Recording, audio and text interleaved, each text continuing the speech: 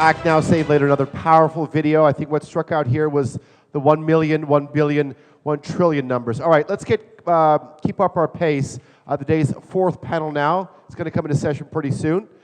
Governance, migration, and conflict risks.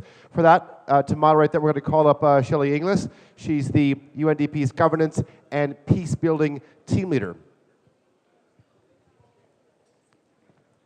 Yeah, we can bring up the whole team.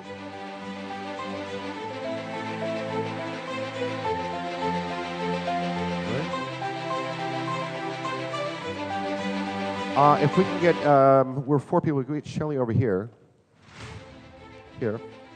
And then you can maybe leave that one open. 1, 2, 3, 4, 5. 1, 2, 3, yeah.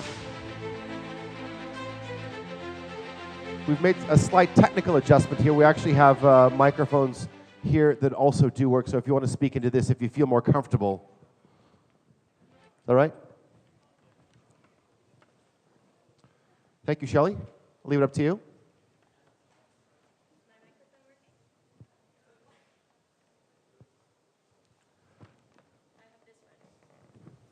Yeah?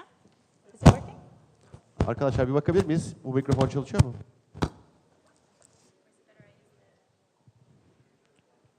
I'll use this one. Okay. Okay. Hi, everyone. My name is Shelley Inglis, and I'm the Governance and Peacebuilding Team Leader here at IRH. And welcome to our fourth panel, which is on risks related to crisis, conflict, migration, and social cohesion. So I'll start by just saying when I was, or a while ago, when resilience became a big topic, somebody described resilience to me as the bus or the car that has been designed so that no matter the bump on the road that the car faces, it will remain intact.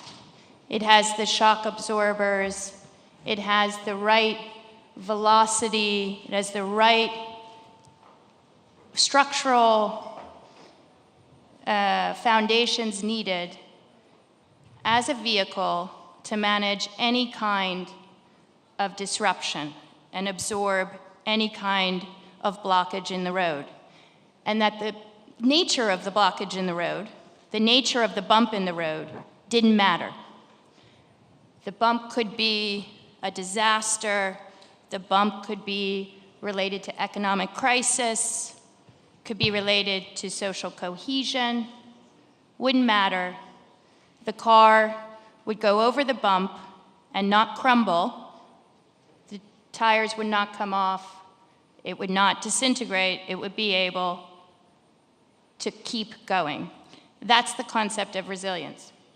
But in some ways, I think that concept is too simplistic, because I think this panel is also about who's driving the car. And maybe if we have a drunk driver, no matter how good the car is, no matter how great the institutions are, human failure, that element in driving that vehicle has got to be an important part of the equation. So that's our panel today. We're talking about risks in which human decisions can be a big part of creating those risks and maintaining those risks. And I'm really pleased to have a very strong gender panel with me and a very knowledgeable panel. And I'll introduce them now. I have Dr. Parviz Mullojanov, who has a PhD in Islamic studies from Basel and comes to us from Tajikistan, to my left. I have with me Ms. Irena Vojackova-Sollorano, who is the UNDP resident representative and United Nations resident coordinator in Turkey. And I have with me Ms. Natalia Gumenyuk, who is the head of an independent TV station in Ukraine called Hromadske, TV. And finally, Sonia Lokar, who is the chair of the Central and Eastern European Women's Network, who comes to us from Slovenia. So welcome to the panel. This panel sort of picks up on a lot of the things that we see on Twitter and social media today and every day. It talks about the risks related to radicalization, leading to violent extremism and terrorism, the overflow and the impact of the refugee crisis, and also the wave of migrants trying to find their way to the European Union, as well as the conflict over many years, a dormant level of conflict in our region has now, in the last couple of years, reignited in Ukraine. And what is the impact of these risks on communities and societies, and particularly on women? So that's where we start this conversation. And let me first go by asking Parviz maybe to speak a little bit about how radicalization, this new normal, how we see the drivers. What is driving forms of radicalization in societies? Parviz. Thank you. Indeed, there is certain signs of radicalization across the region. And one of the signs, for instance, of religious radicalization is the increasing number of people joined ISIS in the last 2 or 3 years. Actually, it's, the number is increased almost in 3-4 times, according to different estimations.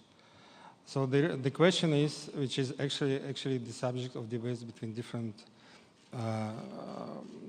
entities and groups of civil society, expert society, and the government people, international organizations, is what are the factors that are driving the radicalization across the region. I'm talking not only religious radicalization, but there are certain factors that actually promoting both religious and non-religious, secular, and other kinds of radicalization, not only in Central Asia, but across former Soviet Union. I just want to mention 4 of them, which are supposed to be more relevant, in my opinion, and they are most cited by the expert society people. So the first and the main factor, in my opinion, is the increasing social injustice and inequality in the region and in every local state. The social inequality expressed actually in 2 main forms.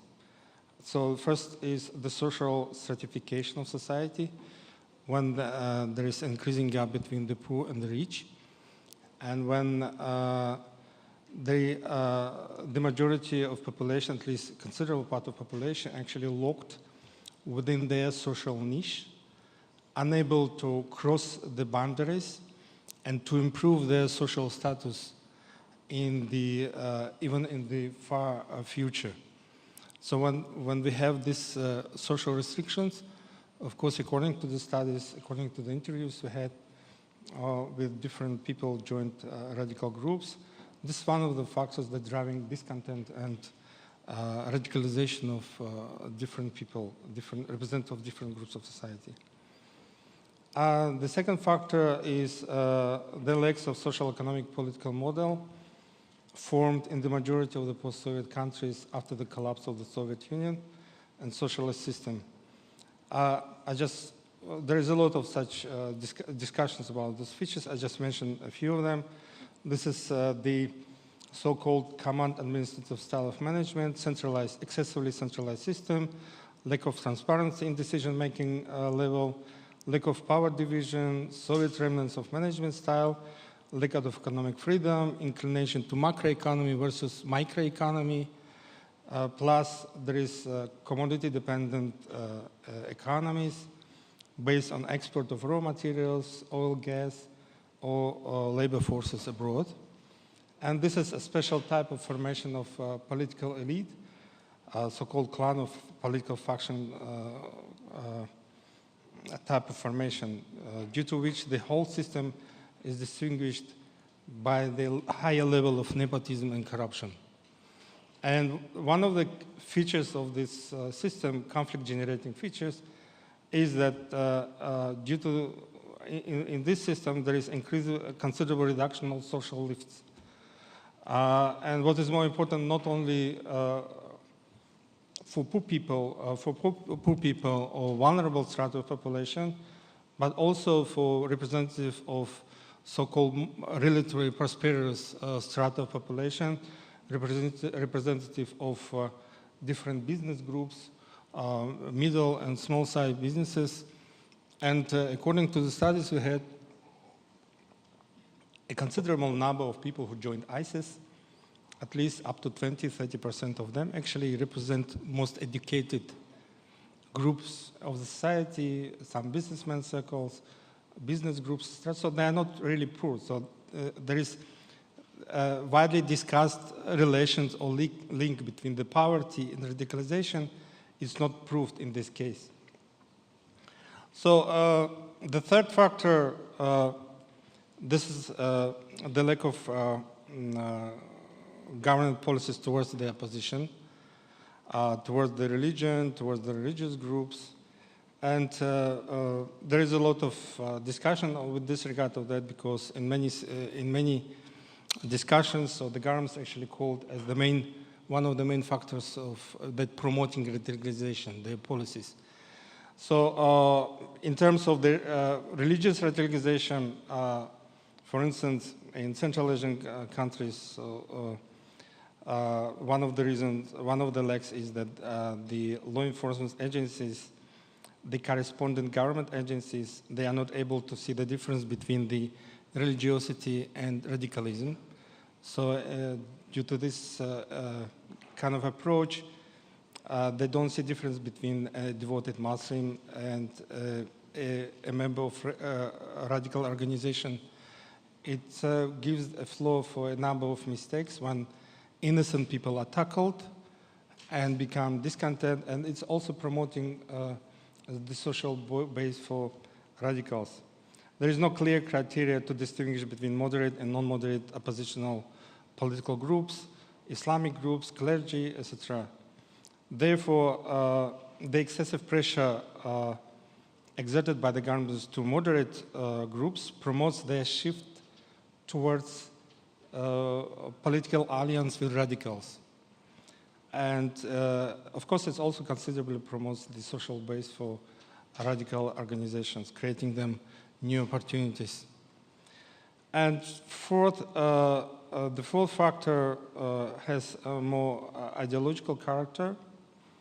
There is, in Central Asia and Muslim populated regions of post-Soviet Union, we see there is a prevalence of radical groups' propaganda and ideology over the so-called software machine of government and other stakeholders.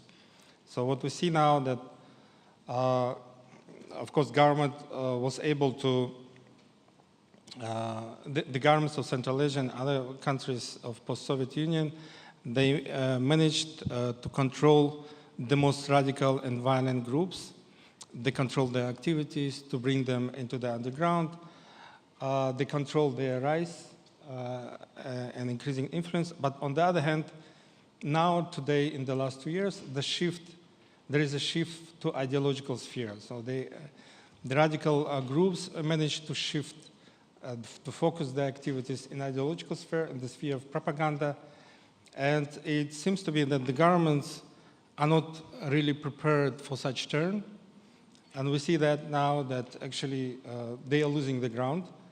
And therefore, there is a certain sign of radicalization of different parts which are not considered radical. Like in Central Asia, we have clergy, important clergymen that officially they are called themselves moderate. They are moderate. They work for government, so-called different committees and religious committees.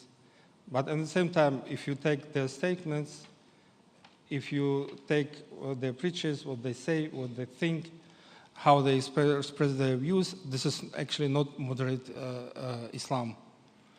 And this, it means that the religious groups, the radical groups, the international network managed to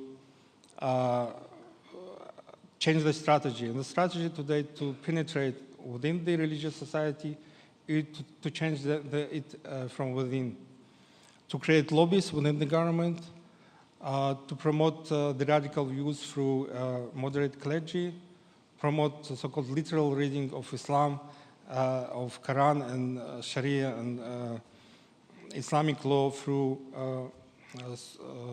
religious stratum. And by that, actually, they're promoting the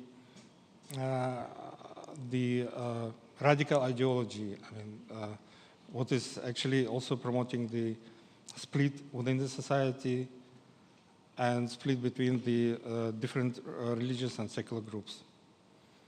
What to expect in the next several years? We can predict the intensification of activities of jihadist groups.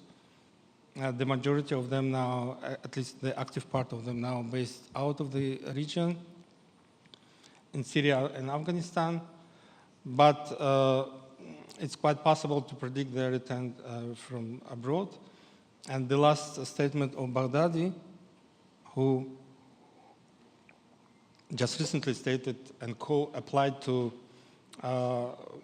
his supporters in Iraq that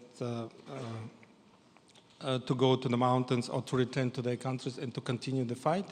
So it's quite possible that in the several years they would be returned into the region back from Afghanistan and Syria.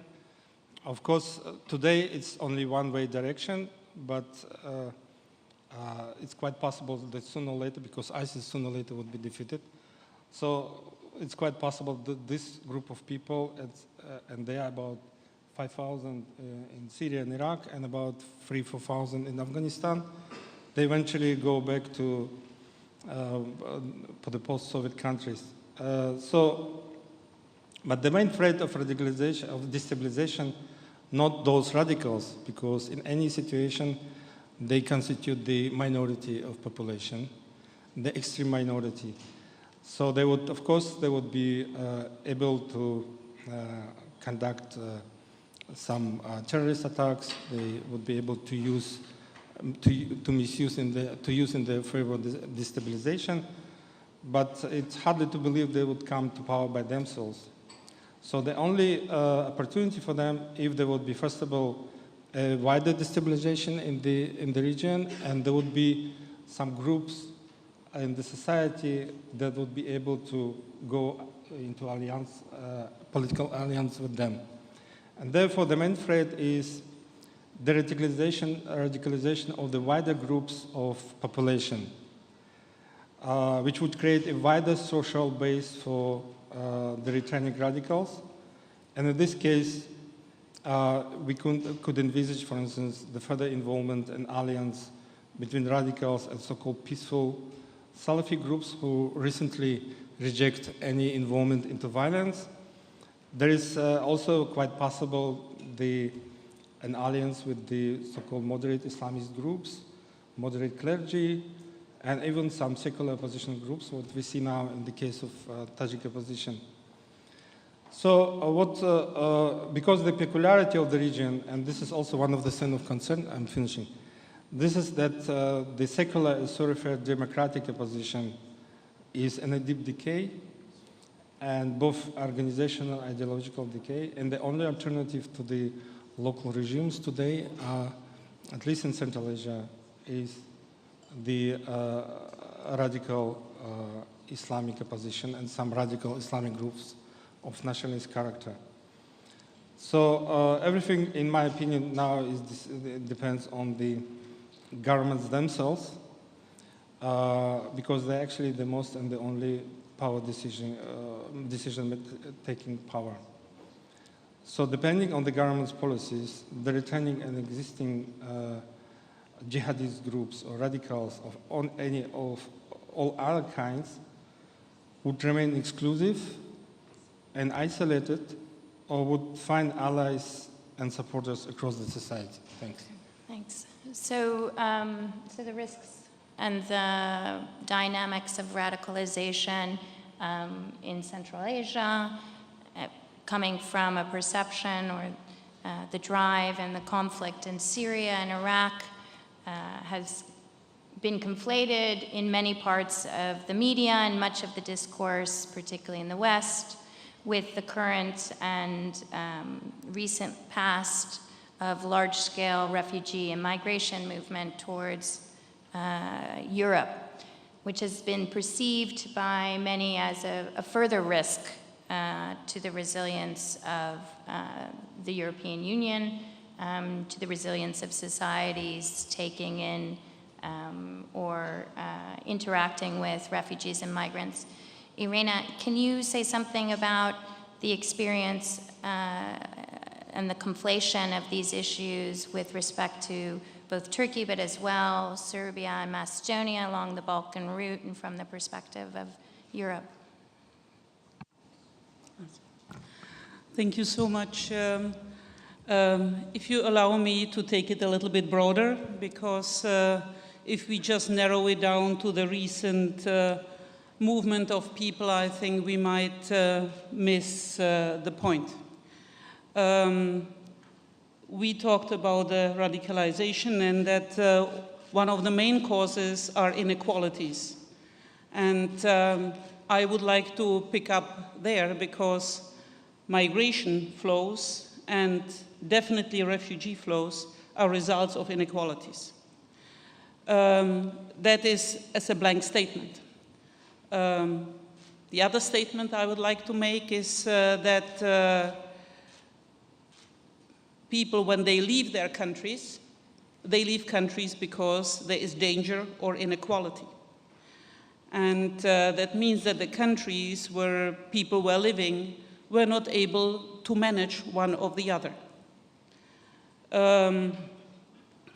The reason why people leave is when their life is in danger, and this is what we call refugees. When people leave to decide to go somewhere else on their free will, these are migrants. And this is a distinction that unfortunately has been blurred in the last years and has been misused. Calling refugees migrants is not paying justice to their need to be protected. And calling migrants refugees is not paying justice to them leaving because of inequalities. So I think these are the two words that we need to understand what they mean legally and what they mean politically. I wanted to go back to the radicalization and often the connection to migrants or refugees. Radicalization has nothing to do with the migration or refugee flow. It has something to do with being radicalized and then going or staying and being a radical in their own country. So these are misperceptions that unfortunately are being perpetuated, and we hope that through discussions like here, through more people understanding the differences, that we will be able to educate people that one cannot declare refugees and migrants as being radicals. These are people who flee for their life, or these are people who look for opportunities. We have internationally, when international law was created after the Second World War, let's say in the 50s, we have defined the Refugee Convention, which clearly says who is a person that needs protection. And this is a convention that still holds today, and most countries have signed and ratified this convention, and we hope that they will also apply it and not forget about their international obligations. So while we have taken care of refugees, migration has been a little bit a stepchild in the international legal sphere. And most governments were proud to say our nationals, they are free to leave the country. But no country has said everybody is free to come. And when you leave a country, you have to enter another. So this is a flaw in the international legal sphere that is now being addressed. We had last year in September, the New York Declaration was signed at the wake of the General Assembly, and a debate has started on the Global Compact on Refugees and Migration. While the Global Compact on Refugees is dealing with the Refugee Convention, which holds, but the Global Compact on Migration will tackle these issues. When people leave, they are entering another country, and governments have to create legal systems that are understandable to everybody and that are realistic and addressing the flows that are coming. The migration flows, the irregular migration flows, that means people when they go without actually having the permission to enter a country, but still these are migrants because they are just looking for better opportunities and are not fleeing life-threatening situations. There are more and more of these people. That means that we have more and more societies that have inequalities. So it is not the issue of migration, it is the issue of inequalities that we have to address and understand what measures we have to put in place to address the countries where people are leaving and measures in countries where people are arriving. I will then speak later about what it means to the countries and how they can prepare. Thank you. Great, thank you. So at the same time that we've had this wave of refugee crisis, as well as a real attention to the issues of radicalization, also in our region we've had this sort of reignition of conflict, active conflict in our region, and geopolitics, which I think someone said people thought had gone away, really had not gone away, and quite a lot is playing out in front of us, particularly in Ukraine. So Natalia, maybe you can speak a little bit about conflict risks and how they are perceived from the perspective of communities and civil society. Of course, thanks a lot for your attention. I think these are the days where it's exactly very interesting to analyze, because it's exactly 3 years since the conflict in Ukraine had started. And I have my humble journalistic experience. I remember how the annexation of Crimea had taken place. I mean, I've been working in the field in the very first days, and still, I mean, for these last 3 years, I'm keep going to the place and remembering that things which were unthinkable and very futuristic, you know, like remembering the day of the annexation, that it mightn't happen, nobody would believe tomorrow you would wake up in a totally different world. But you know, now this is a time of inclusion. But I think why Ukrainian case is extremely interested, because Ukraine had no history of the conflict in the modern age. I'm speaking about the last decades. So all the terms like refugees, landmines, you know, all the things connected to the direct fight are were totally exotic for the society, which of course made the society extremely traumatic after the first casualties. I would go, of course, to the what we lived through the last 3 years and our numerous talks to a numerous amount of people. Of course, speaks that of course social inequality and of course the economy would be somewhere in the core of a lot of conflicts. But it's for us very important to understand how all these grief and unfairness could be misused. These days we also not celebrating, but marking the 3 years of the organization, it's a media organization down by alumnus of our best journalistic school, which is called Stop Fake. So what it's basically doing, it's already for 1,100 days, 3 years in a row on a daily basis, monitoring different kind of propaganda and fake messages for 3 years. So for 3 years, they have something to publish. There would be 5 or 6 messages, and they were always changing. At first, you can start with the language, then later you can start with, I don't know, frightening the society with the army or any kind of other threats. But later it goes to economic disaster or, you know, anything else, which also a factor.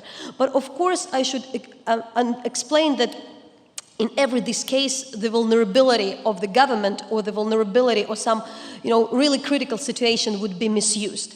But sometimes what is also mentioned, I can speak about Crimea and Donbass, 2 particular cases, that in that case there would be always this message that the population of the region was some kind of undermined. And the point is that it's true that they had the economic troubles, if you count, but then you have to say that there is no big difference between the trouble they had and their other regions as well, which put the governments in a difficult position. They can't deny there were the troubles, but sometimes they have the reason to deny that there is something unusual about this particular region. I'd like to point out some of the things with the civil society and how I believe, though we speak a lot about the conflict in Ukraine, it had saved it, because we have 1.5 million internally displaced from the eastern Ukraine. And most of them, they didn't leave to Europe. They are living on the areas close to the conflict, to the capital of the country. And what is often isn't mentioned, that most of the volunteer groups which had come up from and are supporting the society are done from the internally displaced themselves. The biggest human rights activists, the most loud voices, those who are becoming the advisors to the ministers, those who are setting the policy after 3 years, they are the people who left from the conflict, which helps a bit not to have this us and them discourse. I would give like just a few short examples that even at the first stage of the conflict, the state emergency service and even the big funds for the Ukrainian billionaires would put the numbers of this tiny organization with 10 people to say that they're where you should call in case, you know, you need to get some help. And they kind of managed to develop and, saved it from this tension which could have there. There is a bit and the second example would be the that we are speaking about the organization and the people, civil society groups which are working in the territory controlled by the Ukrainian state.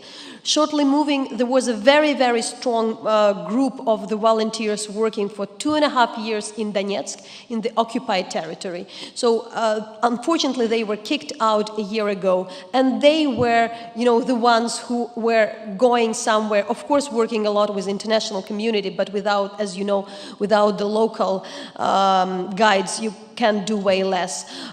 What is important with that, they were kicked out because they kind of got a lot of trust from the local population and probably could be considered as some kind of somebody who could challenge the separatists there, though they didn't have a will. But the point to think about now that for a group which used to work on the occupied territories, it's extremely difficult to work later outside because for everybody you would be considered as a kind of a traitor or something. So the trust is very important. And the last example, because after I pass the world, I think the very interesting case is the case of Crimea, in particular, because we're speaking about radicalization. In Crimea, which is 1.5 million people next 3 years ago. In the very beginning, it's a very different dynamic because it's an official Russian territory so they have the Russian security service there. So at first there were some people who were kidnapped, and there was the civil society was extremely weak because it's a threat. You could be, moved to Moscow. We have people arrested on the Russian territory. And we have 300,000 Crimean Tatars. It's a minority Muslim community. Their political organization, if you are connected to them, you could be charged with extremist, and if you are practicing Muslim, you could be charged with a terrorist. So there are like a few dozen of cases, people arrested for that.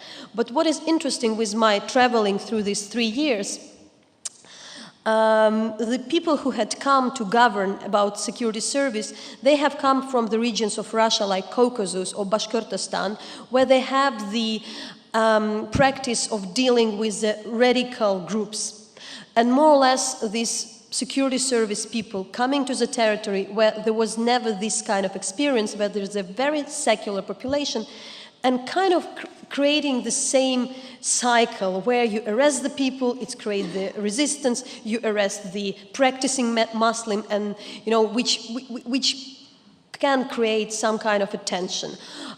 So I was very concerned about that half a year ago when I was in Crimea, but just coming back like a couple of weeks ago was very curious how exactly the civil society can challenge that, because in that particular case, what happened, not just radicalization, but since there are more and more people arrested, the families, the kids, the wives of those arrested people gathered together and started to provide the support for the families, for the kids, and kind of moving this, this resistance or something, not to this radicalization, but something totally different as like self-support, which I think also is a huge factor, so helps me to be a bit more optimistic. But really thinking how you really can create artificially radicalization where it was never before. So the issue is that the two issues to be very clear is that definitely the civil society could play a major role, and it had played in Ukraine. But after 3 years, the volunteers, the people could be really exhausted. And it's very important today to understand that they can't substitute the government. There should be some different form, because where they substitute, the government fails. So there should be some different form of communication. And that's something really we have to think about. Thanks so much. Natalia, you touched on it, but maybe we could look a little bit more at the impact of these trends. So rising levels of either outward conflict or social cohesion, or provoking social issues with social cohesion, radicalization, the movement of people, and a perception of the threats that movement of people may pose on women in our region in particular, and on the gender dynamics in our region. Can you tell us how these risks are affecting over 50% of the population? Thank you for the floor. First of all, I think that the effects of armed conflict on women are well explored, and we know them all, so I will not repeat that. The only thing I would like to say here is that women do present the only group when all the society becomes berserk before the conflict erupts, that a very small number of women are always there to say no to the war at any conditions. No to the war. And these groups are very small normally. This is my experience from the Balkan conflict. When the mainstream politics everywhere became ultra-nationalistic and ready to start an armed conflict, in all the countries of the republics of the former Yugoslavia, there were small groups of women who said, no way. We will not fight. We want this conflict to be solved in a peaceful manner, with talks, with dialogue. Nobody listened to them, and I think that this is one of the characteristics how the conflict impacts on women. In the moment before it erupts, there is a group of women which will be very, very important when the conflict is over. Because these are the only women who can then help that the society starts to heal after the conflict. And this is exactly the experience in former Yugoslavia. What we learned from that first shock of women in conflict is that women cannot prevent the war in the streets. Even if there are many, even if they bring people in the streets to present their rejection of the war. What we have seen in Sarajevo a few days before the war erupted, there were massive demonstrations of the people against the wars. And then these demonstrations were dispersed practically by those who started to fire, to bomb and to fire. But what we learned from this was that we need to bring women in the places where the decisions are taken.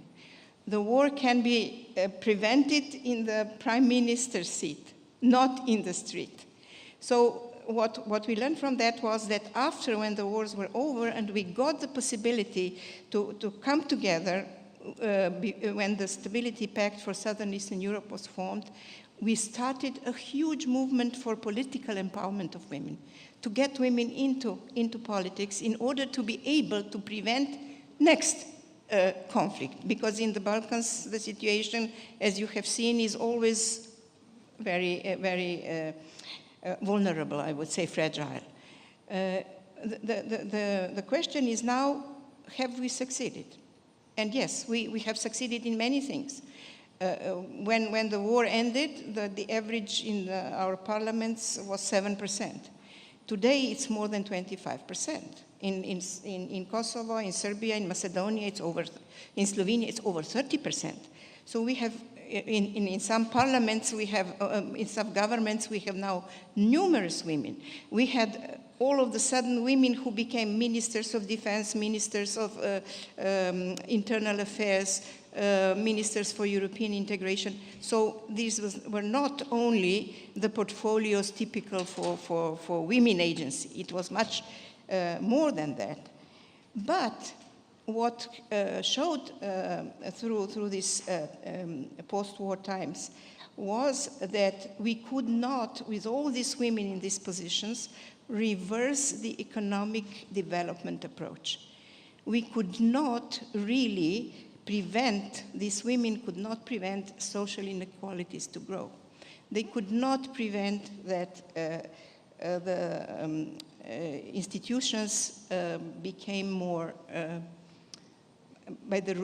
working by the rule of law. And this is why I think we have everywhere, also in our countries, very similar situation as was described. We have the radicalization, we have the people who are really trying to push our societies really far, far back in the past. And what is interesting, political leaders who are not radicalized themselves have the tactics everywhere to give in, to make a compromise, which in fact is opening the floor for all these extreme ideas to become mainstream political ideas. And this, I think, is the main danger. And women being there in the governments, being there in the parliaments, they did their very best to mitigate this danger, but they didn't really succeed to push it away. There were a lot of attempts of women in political positions, especially parliamentarians, to come together in the region to discuss the issues which are close to the needs of women, even to start a dialogue. For example, Kosovo and Serbian women parliamentarians made an effort under the auspices of the OSCE and Sonya's, it was Sonya's idea, in fact. And it started and it gave some results. It was really interesting. For example, we had last year this big Security Council in Belgrade, and in the moment of this Security Council, there was a conflict between Kosovo and Serbian leadership upon the ownership of Trepča. So it was so tense that the politicians from Kosovo didn't want to come to the Security Council, but women came, and they were there, and they discussed with the counterparts from Serbia the issues and said, we have to have a dialogue, it's no other way. But these are things which are somehow a buffer that the things are not much worse than they should be, but they are not solved yet, I'm afraid. Thanks. So what I'd like to do is turn to back to the car and the drunk driver and ask the panel a little bit to talk about knowing these risks. What is it that actually can be done to build the car better? What is it that it takes to build a car that can go over a bump in the road and remain driving and strong? What is it to build resilience? And how do we manage, or how do we better address the driver behind the wheel? In addition to the perfect car, how do we get at this issue of who is driving the car? And maybe I'll start with Parviz. I know we don't have a lot of time, so I know these panelists are really experts and have a lot of really solid advice, but please do keep it as short and succinct as you can. Parviz, over to you. So now this is the most difficult task, because everywhere and every time when you have memos, analytical memos, studies, there is a big portion devoted to criticism and situation description, but when it comes to recommendation, just 1, 2, 3, 4. It's very general. So it's usually is the most difficult task, especially when we talk about the radicalization, because also, I mean, we know, the causes, we know now approximately the situation. We don't know actually what to do in general. And this is actually the source of debates between experts, civil society groups, international organizations, etc. So what I heard, and actually what I can propose myself is, first of all, for the governments, this is as one of the main reasons of this radicalization is the social inequality, social injustice, is to tackle this particular issue. It means that the government should proceed with the creation of social lists for various groups of population, especially the ones which actually plays an important role in the society. And here I mean the business groups, small business groups, not only the poor strata of population as traditionally considered, but also, there is a very suffering stratum all across the region, all across post-Soviet Union. This is the small business, medium-sized business society, which actually the base for formation of the middle class. And middle class is actually this is the stratum which actually is interested in democratization, changes, and creation of just society. And what we see now in the region, that actually this is the most vulnerable strata becoming now, and this strata actually is becoming interested in destabilization, because for many representatives of small business sector, this system is not acceptable, and they see that the only way to change the system, to increase their social needs, to improve their social status, economic status, is to destroy the system. Therefore, we see now that actually many radical organizations, not only religious ones, they successfully try to involve and to play with this business stratum representatives, which is very dangerous phenomenon for the society. So, and this is actually one of the legs of the government policies across the region. And of course, this means also the decreasing corruption and nepotism, tackling the corruption and nepotism issue, which is, according to the studies, this is the problem which actually irritates more the people, especially the young generation, and promoting economic opportunities for people as well. And of course, what it means that the government need to design and implement a comprehensive set of reforms to change the current socio-economic system, which is not sustainable in the longer term, because how the system could be sustainable as it is based on export of raw materials. So when the budget, 30%, 50% of budget based by the export of raw materials, of labor force, of course such system is not sustainable in general. As to, of course, it would be very difficult to achieve because the governments across the region demonstrate their inability and preparedness for such bigger changes, and willingness actually to do such changes.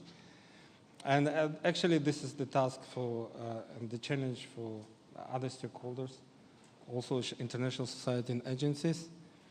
And their task actually to promote the evolutionary development, to convince the government to conduct thorough reforms, because anyway, there is no other way, because the system would not be sustainable in the longer term. And the evolutionary development could be ensured only by the implementation of wider reforms, radical reforms, I would say. And just the last point is that, and the major approach should be also, of course, I mean, the tradition now, at least for the last 15 years, is to work with the government, first of all, to increase the capacity of the government. But actually, it proved to be a wrong strategy, because the governments, we invest money in the governments, we invest money, considerable amount of money in the rising their capacity, building their capacity, and we see actually no positive outcome. And what we see now is actually, except of democratization, we see re-democratization. Even what we achieved have achieved 10 years ago now is decreasing. So it means that actually the stake to support the government actually it should be balanced. And we shall, what we have to do now is to promote the civil society groups as the main driving forces for changes. And this is the problem, for instance, for Central Asia, because since 2005, we dropped a number of programs and projects implemented and designed in order to support this exclusively, especially the civil society groups. And therefore, this is the main, one of the major reasons of the current crisis. And also, yeah, and the last point, this is also related to that. This is the promotion of economic groups, as I mentioned, which actually are interested in changes. The formation of the middle class stratum in the region, which is also the major problems now. And we have actually the opposite tendencies and trends now across the post-Soviet Union territories. Thanks. Thanks. Irena, maybe I can move to you around building resilience related to migratory flows or refugees. I would like to go back to your example of the driver. And if we talk about resilience, we talk about situations that surprise us, that we are not ready for, and that happens in refugee situations. So after I explained the difference between migrants and refugees, let's now focus on real emergencies, which are refugees and not migrants. When a driver is driving down the road and sees a bump, so the driver has a driver's license, and during the driving exam, one has prepared the driver for the bump and how to react. In terms of governments, it means that governments have legislation, and we assume that governments know their legislation. As I was saying, most governments that are, especially during this refugee crisis, they have signed the Refugee Convention, and they have systems on how to deal with refugees, how to do the refugee determination, and all rules are in place. So we would wish that governments know their legislation and apply their legislation. You have referred to the two countries where, by coincidence, I have served, which is Serbia and Turkey. And I must say these are one of the few countries that knew their rules, and they have applied them. Therefore, these were countries where there was no panic. Turkey is housing 3 million refugees. There was never panic in Turkey about 3 million refugees coming, because one had a legislation, one put it in place, one has built refugee camps, one has housed people, one has given them access to education, to housing, to health care. And nothing is ideal, but one has done the right thing. In Serbia, where 1 million people have walked through Serbia, there was no panic. The local population has helped, and the government has applied the rules that they had. And somehow all other countries in between, they forgot their legislation. And therefore, we had very sad and very tragic incidences on the route. And there comes the resilience into the game. That means to have resilience, first of all, one has to know one's own rules. And then one has to have the ability to be flexible to apply. And especially coming down to something that I have experienced with my colleagues in Serbia and in Turkey is the national legislation, but what it boils down to is what is being done in the municipalities where really people are affected by this sudden inflow of refugees. Even they transit, they arrive today and they leave tomorrow. So they need water, they need food, they need temporary shelter, but tomorrow they are gone. Or they arrive by the millions and they, after 6 years, are still there. That means one applies the law and gives them access to health care, access to education, and access to the work market. So these are two examples of resilience that is possible, and that we have definitely from UNDP and as the UN system, both countries, we have supported them in this. And these are also the few countries that have actually cooperated with the United Nations from the beginning. And there I would say that resilience is possible. And that would be my main message. Thank you. Thanks, Irena. So Natalia, you were talking about civil society, and do you want to comment? I would like to follow up exactly on that, because you mentioned there was no panic, and there was panic in a lot of Western countries, and as well in Ukraine, where we didn't have, for instance, at that time, refugees from the Middle East. But that was very especially interesting because the Ukrainians, pick up this Western, more or less, idea about, what's happening. We recently done the story, for Ukrainian and Russian-speaking world on the Syrians in Turkey. And what was our focus, which is considered to be a very distant conflict if you have the own one, that showing in particular the Syrian civil society and Syrian groups which were helping themselves, showing that, being honest, the people who are helping their societies most, they are the locals. And this phenomenon is heavily underreported, heavily underrepresented all over, international media, local media, everywhere, which more or less denies these societies, the hope to rebuild. Because unless you just really put those labels of the horrors of the world of refugees, which had become, really misused in a lot of times, you really deny. And of course, it's not very popular message. The message about the radicals, it's definitely sexier, being honest.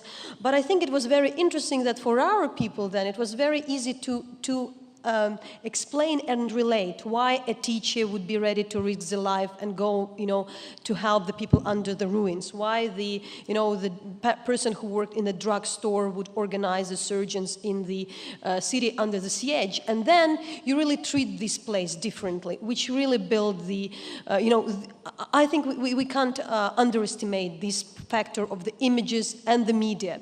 But shortly going on how it's well connected. We are an independent organization which is funded by the international donors. And what is interesting, we're very grateful for the support, but a lot of them really, since we are funded, really expect to have the ratings as the big TV channels, with all these tabloid style agenda, and of course surprise, why you are not, the better. We should be also understand that, you can't play that way. There are the limit. The story could be done, but there is an absolute support for this kind of change of the coverage by the journalists and the more responsibility and more this connection. But the final, which I think very important example from the Ukraine, I'm for 2 years speaking about building resilience because what we also should understand that civil society still should be as accountable as the government. There is always the risk that civil society groups or some volunteer communities would kind of be considered themselves that they, that they do not follow the rules or something in the long run. And also they can't substitute the state. I said it, but it's crucial because if the volunteer groups would for a long time take care of the internally displaced, it makes the state lazy. And then you just don't build a system. It's the mistakes you can always do, but so we still are finding our way how to cooperate, where you can advise. So accountability of this society and as well that not substituting the state as well in the long run and having it as a very important actor, it's also very crucial. Thanks. Sonia, over to you. Other ways to build resilience, building on. I didn't say anything about the refugee crisis and how women reacted in the region. I think that it was typical that in all these women who were fighters for women human rights, when the crisis erupted, immediately came into support of the refugees. And they were very, very important, especially in my country, Slovenia, for example. This 500,000 of people went through Slovenia in 3 months. The government was not really ready for that. The police was not ready. The army was not prepared. They didn't know what to do with this. So when they started to organize this transfer from one border to another in 3 hours, it was crucial to have a lot of volunteers who were helping to the refugees at the border. And these were mostly women who came and helped. So this is one story. Another story is how, when all these things were already over, and then some very few asylum seekers started to be a huge problem in Slovenia. How we will feed them, how we will give them the place to stay, how their children will go in the school with us. Maybe they are dangerous, they can do whatever, they have different sexual culture, and da-da-da-da. And here we made a big mistake. The government made the mistake, because in the moment when they should have really keep the front in the media discussion about this, they started to withdraw under the pressures. For example, if a group of, you are very right about that civil society should be also made accountable, not only the government. We didn't have only the women who helped and other good people, to say so, who helped. We also have the groups who said, one refugee here is too much. We don't want them in our school. We don't want them in our home for students, because they are dangerous.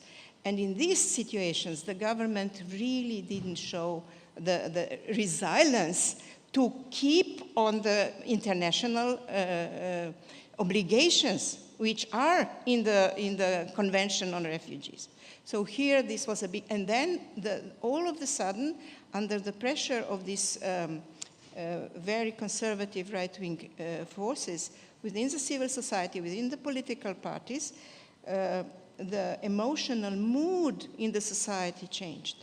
So the refugees all of a sudden were not people in need, but we're the danger for the population. And they will take our places, they will get our security support, social security transfers, and we will be the ones to lose. And when you come to this stage, then you are really, your government and progressive people are in really very weak situation. This is one point. And the other one, regarding the question how to solve the problems. It's rather easy to analyze, to see what is going on.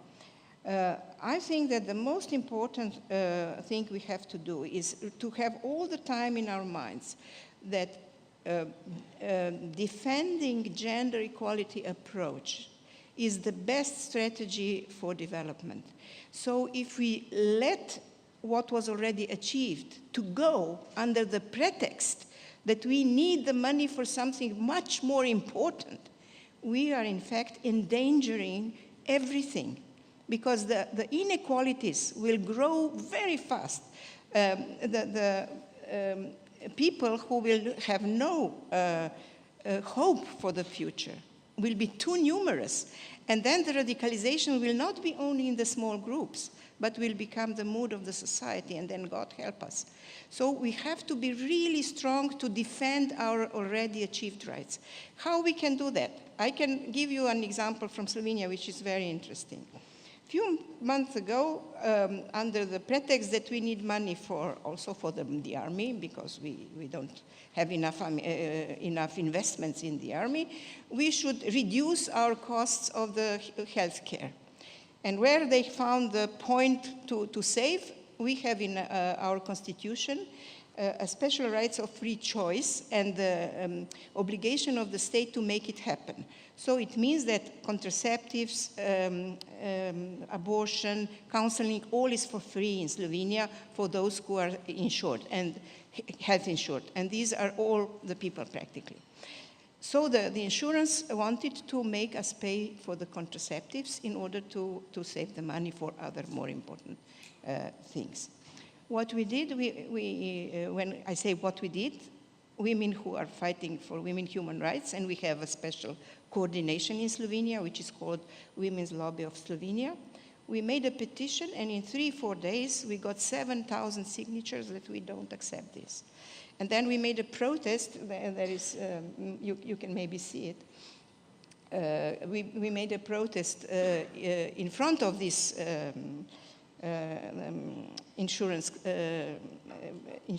public insurance for health. And the government in this moment had to go towards us. If we didn't open the mouth, it would have changed. It would be done, and we would never, ever again have free of charge hormonal contraception. So how it was done? First it was civil society, then it was a pressure on MPs in the parliament, on the government and the women who are working in the government, and at the end they couldn't maneuver us out. And very similarly, a totally different example is a Polish Women Black March. If there was this huge 7 million women came to the streets to say, no, our abortion rights are already so minimal that this is a disaster, we don't give it at any price, even the conservative, very conservative government had to give in. So what is the answer? Organize, fight. There is no other way. But don't do it only in civil society. Don't do it only in the street. Do it with those who are within the system and can be approached and can make a good decision. Great, so there we have it. Just a second, I'm going to give an opportunity just if there are any burning questions. So you actually heard quite an extraordinary walk through conflict, social cohesion, radicalization risks, how they're impacting the region from various perspectives, and a wealth of information about really what it takes to respond to that at the sort of social community, individual citizen, civil society, local government, and then finally national government, and a real need and drive, I think, to maintain and to push forward on change while also preserving and respecting the progress that has been made and not giving up on a lot of the fundamental sort of values and frameworks that have been worked on for so long. So this is in the face of a very changing world. I wonder if anyone out there has a question for our panel. Any questions? No. Okay, so we will. I'm sure they have questions. We're going to have You can actually approach Shelley, Irena, Natalia, Sonia, and Parviz. So thank you, appreciate it. Thank you very much, everybody.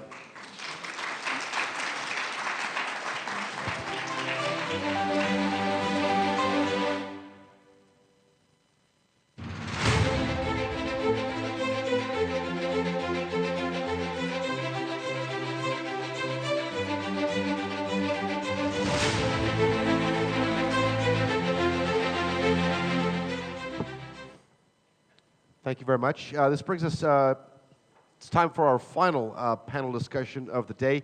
And again, it's going to be a slightly different format. We're going to get you started off with a video that deals with the role of the private sector in disaster risk management. Take a look.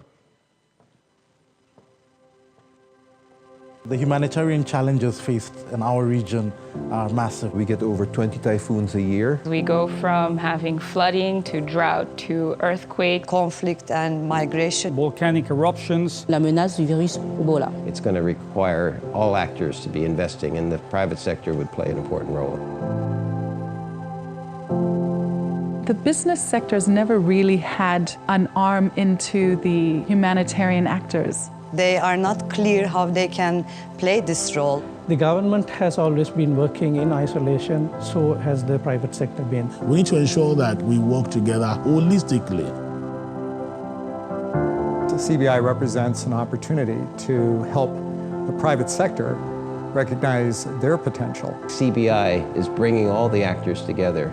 They want to move something, they want to change something. It brings a global focus and global expertise. They are on the ground. So the key partner here is the private sector, linking them to the government sector.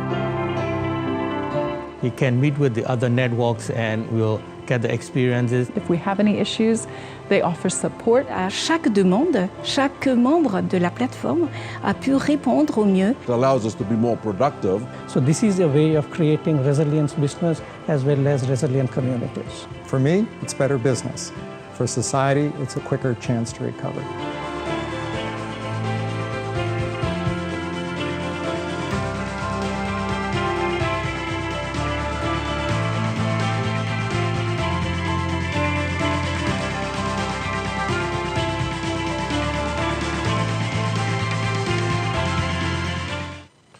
All right, so one key partner is the private sector. Let's continue on this. I'd like to call on Mr. Ceyhun Eren. He heads the Technical Underwriting and Risk Control Division at Allianz for a talk.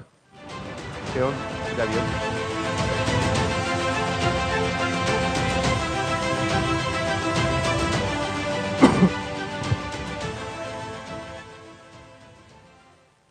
Okay, very welcome, and thank you very much for this opportunity to represent insurance sector.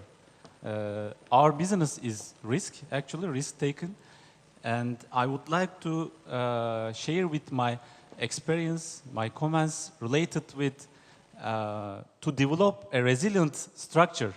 What is the importance of testing BCM studies?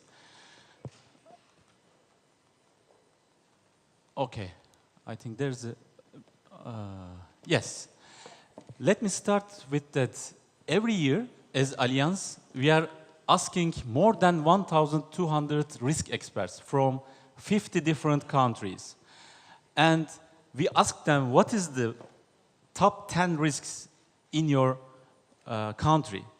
And the answer is, more than 5 years, hasn't been changed, and it is business interruption. So it is very important.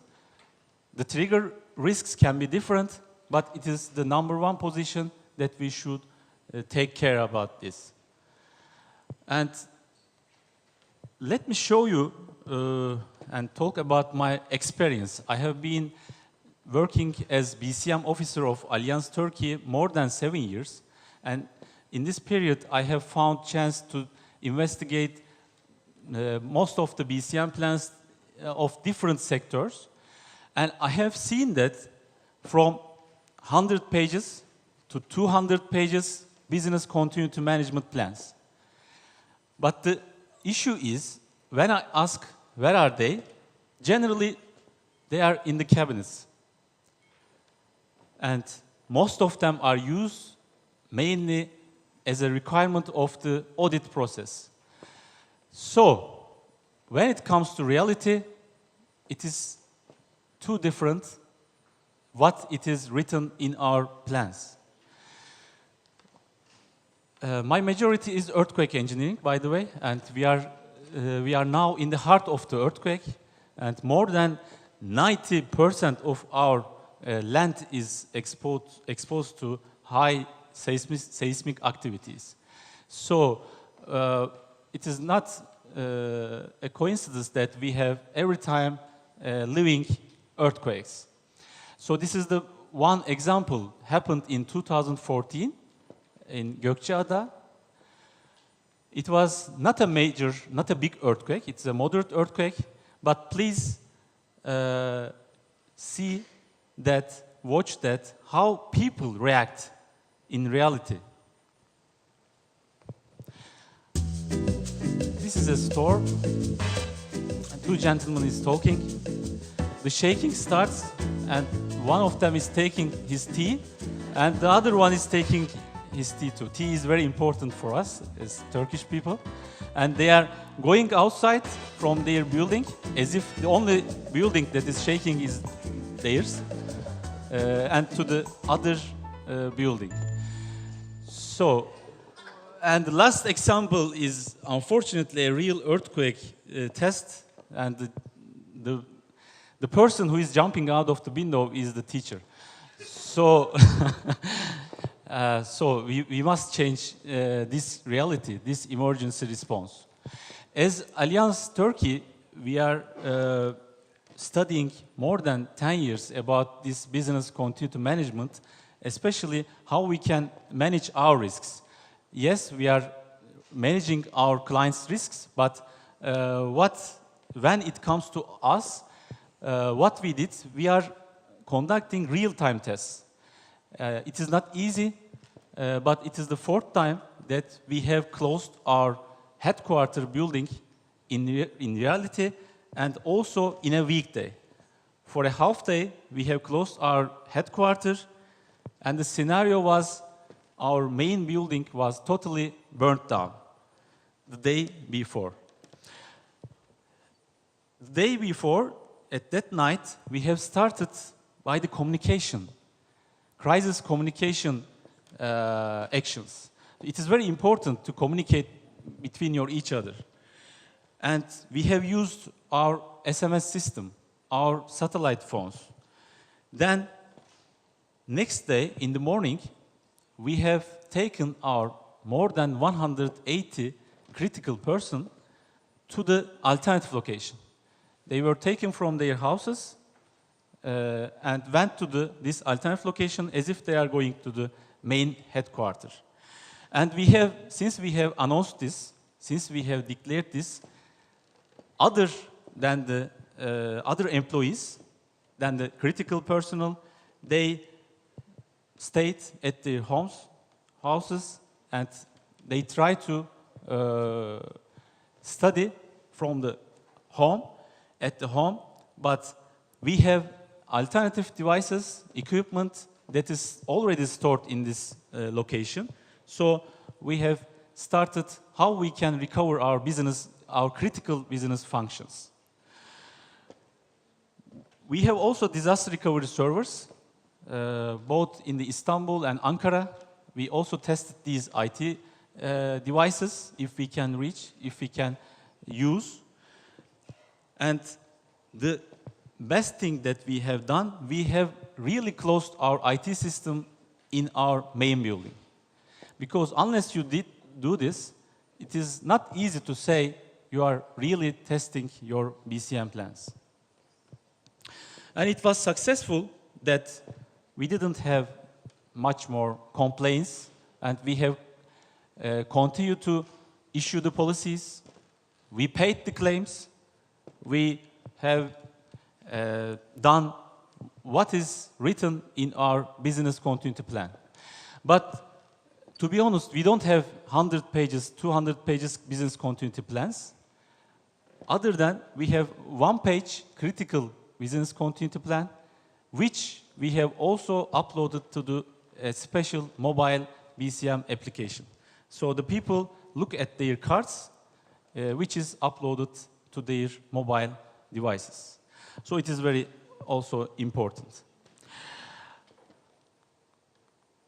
I would like to share you as the last points that during these tests, what you should consider, what you should care about, and the key success factors are these tests should be organized from simple to complex. If you are starting new business continuity management studies, please don't start with testing your plans in a real-time situation. Please don't test all your critical activities at the same time. It will be good to start with partial testing to the complex testing. We have done our first real-time test after 4 years later than we started in a comprehensive BCM study. Support of top management. Actually, it is not only in the BCM concept, but BCM concept is very important for the other employees to see that top management is inside this test. So it is crucial. You must take the support of top management, and I am very lucky in this issue. And every test is a successful test. Please don't consider if there are a lot of findings, a lot of mistakes that you've done in the BCM test, during the test. It is not a pass or fail test, and every BCM test is successful, but please consider the important findings to improve your business continuity management plans. Normally, we are conducting one test every year because it took approximately 6 months. 6 months, really 6 months to prepare this test.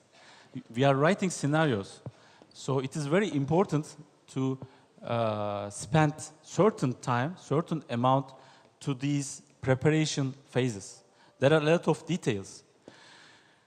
And we always recommend to periodically conduct tests at least once in a year. So this is also a learning activity, this test itself. So every test, before every test, we are making some trainings to our business continuity critical person. And what other important experience that I have seen that every year, unfortunately, approximately 50% of the critical personnel is changing. So you must also repeat your training activities. We are also working with third-party companies, consultancy companies, because you cannot always see the problems.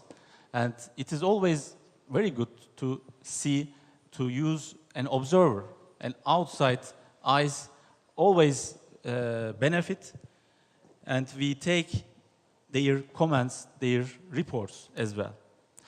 And please don't leave the findings, especially the critical findings, and take them to improve your plans and consider for your future activities. And please convert them to the action plans, and also please dedicate certain department, certain party to improve these risks.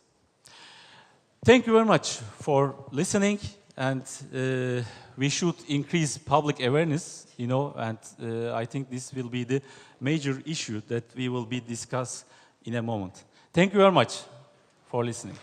Ceyhun, thank you very much. Certainly some entertaining slides there. All right, time to bring on the moderator and the panel for today's last discussion. I'll do the first part, Sahba, and then you can take care of the rest. Sahba Sobhani deals with the private sector at the UNDP. Sahba, the floor is yours. Should work.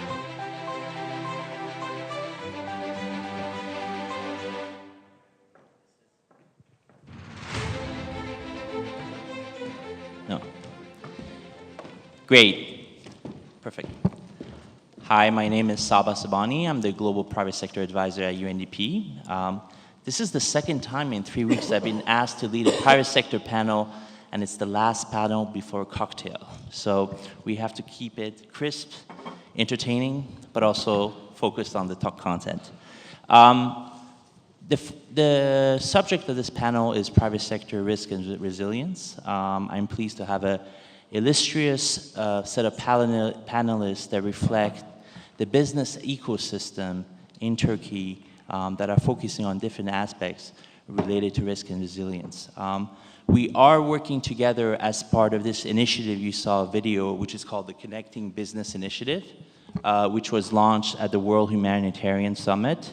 It is an initiative focusing on disaster risk reduction, emergency preparedness, response and recovery.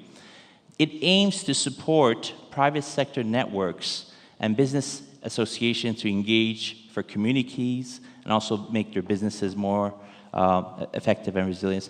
There's a lot of efforts of individual companies to ensure their own supply chains are lean and effective, but there's an opportunity also for collective action.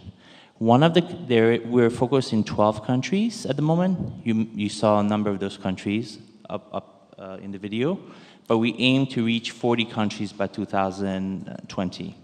One of the countries that we're focused on is Turkey, and our speakers here will share today their experiences. I will introduce first, we have Ms. Güler Altinsoy, who is the co-founder of IDEMA, and the manager of Salan Kobi, which is a disaster preparedness initiative for small and medium enterprises. We have Mr. Arda Batu, who is the Secretary General of Turkonfed, which is a Turkish enterprise and business confederation. We have Mr. Mustafa Seckin. He's the Regional Vice President for Marketing for Unilever and the Chairman of the United Nations Global Compact in Turkey. And of course, Mr. Ceyhun, Eren, Head of Technical Underwriting and Risk Control Team Allianz, who gave their original presentation. Now, turning to you, Güler, coming from an organization that is working with a lot of SMEs around their business continuity, why do you think the development and governmental sector should be working with the private sector? Thank you, Sahba. Actually, today in the world, when it comes to disasters and humanitarian needs, we see a tremendous increase of humanitarian crisis.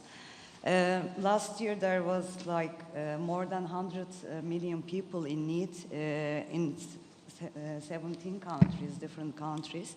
And it's a huge need across the globe. And none of the actors alone can actually meet this need. So that's why humanitarian organizations and governments needs to work with the private sector actually, and private sector has lots to contribute in that sense. In Turkey, we have been working as private sector with the humanitarian organizations, and we had the chance to contribute with our expertise actually. Private sector has different expertise in different areas, and that can actually really increase the humanitarian assistance in general. It's quite exciting to be here under those spots. And also the need for cooperation, like the cost of humanitarian response in last 10 years has increased more than 400%. And there is a need for more than 20 billion US dollar for humanitarian response. So it's a huge funding, and there is need for donations. So private sector can be actually one of the main donators for the humanitarian response, and this percentage is increasing. So as founder, private sector can play a role. On the other side, with this amount, humanitarian organizations needs to increase their efficiency on humanitarian response. And for that, there is a need for technical support, and private sector can support humanitarian assistance to increase their efficiency. Thank you very much. Arda, often there is the intent to involve the private sector when there's an emergency, but the government calls the private sector in the middle of the emergency and says, please do X, Y, and Z. Or business cards are exchanged in the middle of the emergency. The key question I will ask you is, how do we strengthen private sector engagement in national disaster risk management, governance, and structures to ensure that the private sector is there from the beginning? Yeah. As we were exchanging ideas just before the panel, I'm going to quote you, it's better to exchange cards before a disaster takes place than after, right? So to have a more preemptive approach, it's important to engage the private sector. As opposed to my good friend and colleague Güler, I'd rather focus on the non-financial side, not so much on the donation side, which is of course important, but more so on the public awareness side and on the impact side of engaging private sector. And then very briefly, I'll touch on your question. If we talk about the private sector, we have giants like Unilever and their supply chains that they can mobilize in raising awareness. We also have institutions like Turkonfed or business platforms where you have, my institution for instance has 40,000 companies. So through a single platform, you're actually potentially engaging 40,000 companies, big companies, medium-sized companies, small companies. So if you want to raise awareness and if you want to truly engage the private sector, I believe it's important to engage platforms such as Turkonfed. At the national level, we have more than a few of these platforms. At the international level, there are hundreds of examples as such. There's MEDEF in France and the chambers of commerces across the globe. Now, why is it important to engage such platforms? I think the answer is twofold and the benefit is twofold. The first direct benefit, I would say, is raising awareness from the bottom up, right? So let's say 40,000 companies, nationwide companies, big companies, small companies, medium-sized companies, you're able to engage them from the bottom up, right? Through a single channel. The second important benefit is platforms such as ours are able to, well, we have leverage, right? We have leverage at the public sector. We have leverage with the public decision makers. So simultaneously, you're able to raise awareness from the bottom up while also engaging the public decision makers. So ultimately, coming back to my earlier comment, it's a simple answer really. If you want to create impact, you got to have this dual track. You got to have this dual methodology. You need to raise awareness, public awareness, but you also need to mobilize the decision makers. In the movie, as in the Slovenian example also from the earlier panel, we have some good examples. We need a holistic approach. I think such platforms are the closest thing to a holistic approach because there's a public sector engagement as well as the private sector engagement as well as the third sector engagement.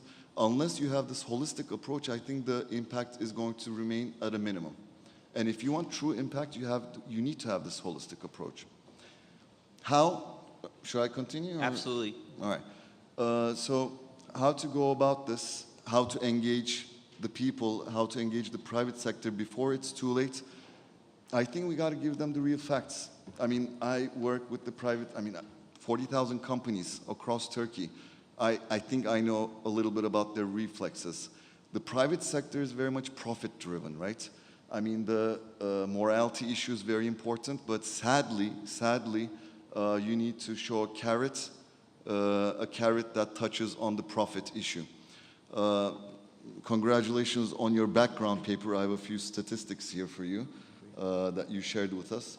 So the World Bank has estimated that for every dollar invested in resilience saves between $4 and $7 in response, and $5 to $10 in avoided economic losses, right? And it's predicted that the economic losses is going to surpass more than $3 billion annually. These are big numbers. And when you talk about big numbers to the private sector, you get their attention. So I would suggest that get their attention. The morality issue is important. The corporate social responsibility issue is important. But get their attention through numbers, and then you can create impact. Thank you. Excellent.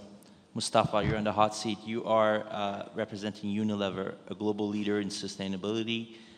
You have over 400 brands, 13 with per annum revenue of over 1 billion euros.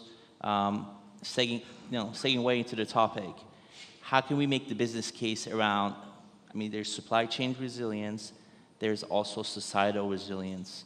What is in it for you as a big global player, and what is it for the ecosystem of businesses that you work with?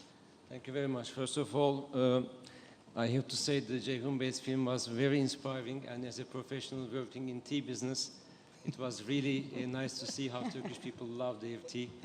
I am one of them, actually. I start today every day with a cup of tea. Probably you are also. So basically, by the way, the per capita wise, Turkey is the highest tea consumer. This is another statistic. Coming to our subject, so if I start from a bit the beginning, governments, of course, are taking lots of roles, and we were a lot of waiters rather than those business people. But things has changed, and it is not because that there should be always a carrot. I agree with what Arda Bey said, but if we don't do that kind of things or the sustainability agenda, I think the future for any business is very dark. I give you one example, again from tea. The drought in Kenya, which happened a couple of months ago, today is increasing tea prices. Even in Turkey, there is an impact of that one by 30%. So businesses cannot handle that one, and you cannot, of course, reflect to consumer. So if you want to have a long-term sustainable business, it is key. It's not a nice to have, a must-have to really do things differently. So 6 years ago, Unilever announced the Sustainable Living Plan, which is in fact a manifesto that, of course, we will grow. Of course, we have responsibilities for our investors. We have to be profitable, but we have to do it in a different model. And this model should not give more pressure to the environment, should care for people, because we should feel responsibility for 2 billion people that we are selling goods every day. If they are not going in the right direction, if they are going below the poverty line, who will buy our products, do you think? So this is in fact not only a kind of social responsibility, but for businesses, I think this agenda is must-have. Within that logic, of course, as Unilever in the 6 years that we have been doing lots of things, supply chain is referred a lot. Yes, of course we do. But not only supply chain, every department in our company has a sustainability agenda. If it is HR, they have a sustainability agenda. If it is marketing, the same. All, in fact, the brands, everything put that subject in the heart of their manifesto, in the heart of their activation, etc. So, of course, there are beautiful examples, but I will not use my time to give some numbers in that one. They are all available in the internet. But I want to say something that, as again, Arda Bey called us as a giant. It's quite a nice compliment in a way. But being a giant is only meaningful if it serves a purpose and if it serves to a goodness. Otherwise, being a giant can be a very dangerous subject as well. So as Unilever, we believe that we have to use our power, which is apparently we have in 180 countries touching 2 billion people, we said. How can we turn it to a goodness for society that we are living in as well? Because this is a key topic that we are in a way trying to make everyday lives of the people better in the context that we can reach and change it. So this agenda, in a way, is very much inherited in the DNA now after 6 years. And something interesting happened. If Unilever is doing everything perfect, what will happen? The issues will not be resolved. There comes, in fact, the next role that multinationals like us are playing. This is, in fact, rolling that out or inspiring others to do that one, or sometimes giving some sweet pressure to others by by showing your competitors that this system is a winning system.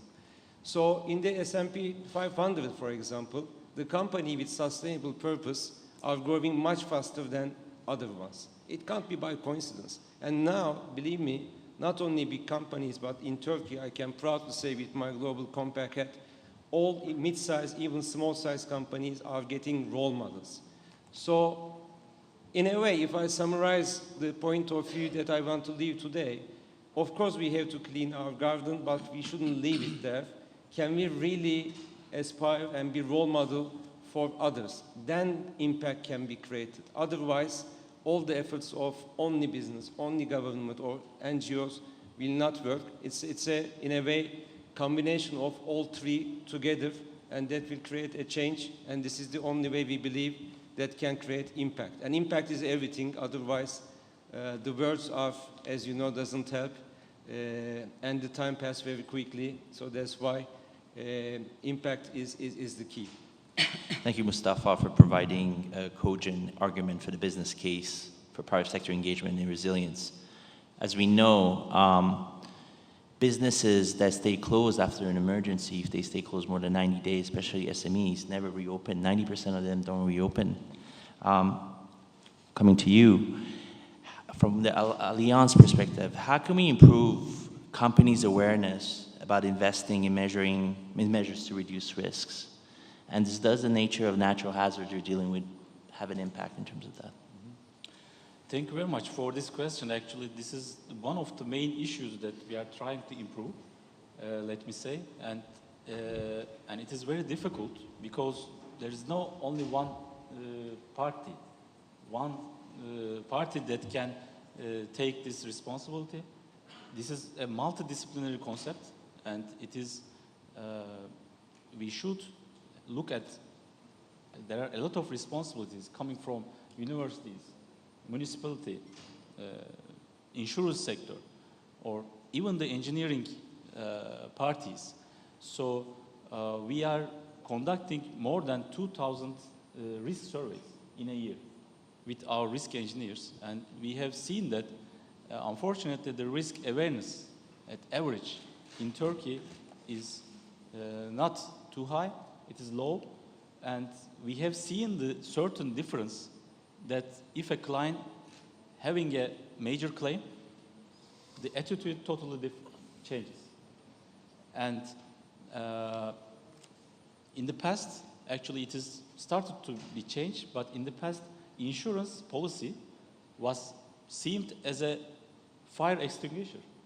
Really, this was the case. And our clients sometimes ask, after our risk improvement proposals that we ask them, why, if I would do these improvements, why do I get an insurance policy? And this is a funny question, actually. So the clients see insurance as a fire extinguisher, as a sprinkler system. So we are trying to change this attitude. So it is not easy, we know that. And as Allianz Turkey and the insurance concept, we have started certain trainings, not only to our partners, to agencies, but to the SMEs. Last year we have visited 3 different cities. So we started from here, and we want to continue this to increase public awareness, public risk awareness in the next years. And we have certain projects, and we will be investing this part. And I hope this issue is also paid attention by the government and the other parties, because we have seen that we are having very good regulations, very good fire safety codes, earthquake design codes, but when it comes to control, we have certain deficiencies that we should overcome. Great. If you think about carrots and sticks, and this is to all you here, given the nature of hazards we have here around earthquakes, what are kind of policy or supply chain carrots and sticks that is useful? I'll start with you, Guler. You being in business continuity, trying to really move up the SME sector up in terms of its preparedness. What do you see are carrots and stick now? Maybe it's not the appropriate sort of metaphor. I come from New York, so we use that. So, but go ahead. Carrots, meaning what are incentives, positive incentives? But is there compliance sort of instruments, policy compliance? Is there supply chain sort of requirements that can be used to really ensure preparedness rather than just on the book, and how make it cost effective? Actually, for SMEs, of course, it's business continuity. Like their main motivation is like not to be disrupted by disasters. And when we think disaster, usually, especially in Turkey, we think of earthquakes. But there are like a fire is a big disaster for an SME. So, like for them to get prepared and not really affected by those disasters is quite important. And also, as you give it example, after the disasters, many SMEs, they don't open again. Like we saw this in one city after the 2011 earthquake. Most of the SMEs in industrial zone, they closed because they were not prepared actually. So by itself to be resilient and being able to continue their work is a big motivation for SMEs to get prepared. Excellent. And for Unilever in your supply chain, how do you think about this carrot and stick instrument? Yes, actually, I will try to illustrate with a very vivid example, again from tea, for example. The tea plant in Turkey is 75 years old, so basically from the early days of the Republic, and the average age of the plant is about 100 years. So if we don't take any action, 25 years later, the tea that we love today will not be existing or will not be the same thing. Color, everything will change, okay? And in a way, of course, it's not a big disaster, but we call it a disaster for our business because then a whole industry in Turkey will be impacted, and is a huge industry actually. So the thing that we do, and it started with supply chain, but the marketing leg also is added on that one. How can we make in Turkey the tea sustainable? Sustainability means that, of course, it requires a lot of policy from the government because as Unilever, we are the number 2 and we cannot change whole industry. But how can we do that one? And then we started to connect with 50,000 farmers that we are in fact in touch daily almost. And then trainings are the most easy and doable things. But the benefit of the trainings is at best 10%. And it's not the most productive thing after all. And then we partnered with a very respected NGO called Rainforest Alliance. We were so lucky in Turkey. The Black Sea is in a way seen as a rainforest by them, and it's in their scope. And then they started to audit us. They started to give us some good practices, agricultural thing, what needs to be done.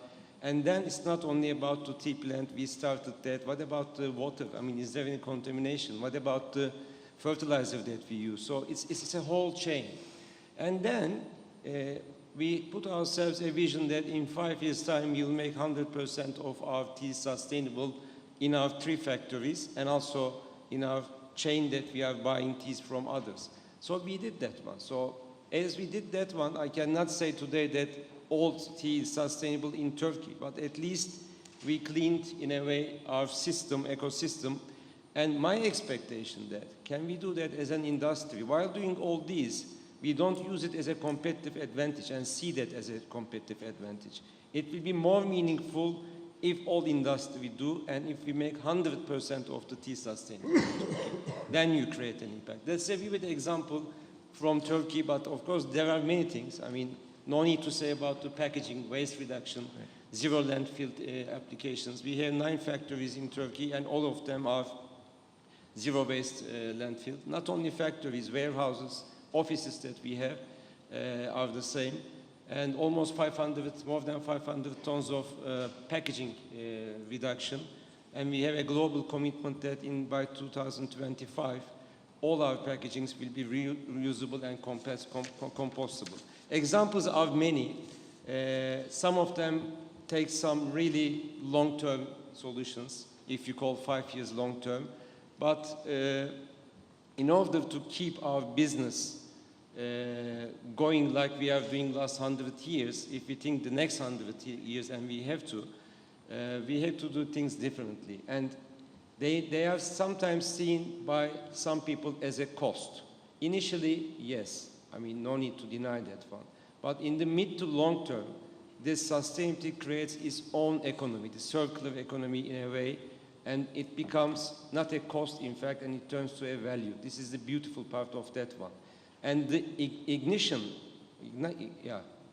the acceleration will happen when the consumer, which is not aware of all the sophisticated things that we are talking here, and sometimes don't care today, the day that they start to care about it and share about it, I think the change will be like a snowball effect, and it will be unstoppable.